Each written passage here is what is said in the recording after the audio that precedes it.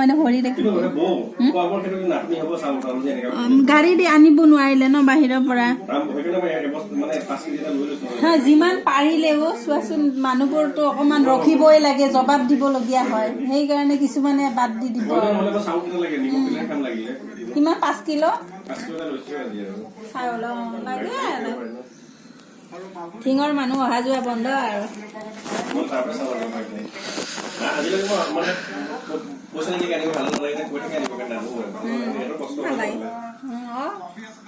কেতিয়াবা কিবা বিহু বেলেগ আৰু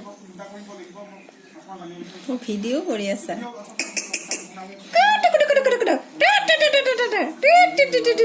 হাঁহি দিয়া ভিডিঅ' কৰি আছে হাঁহি দিয়া সেইদিনা হাঁহিটো কিয় নামাৰে আজি সিদিনাখন বাপৰে বাপ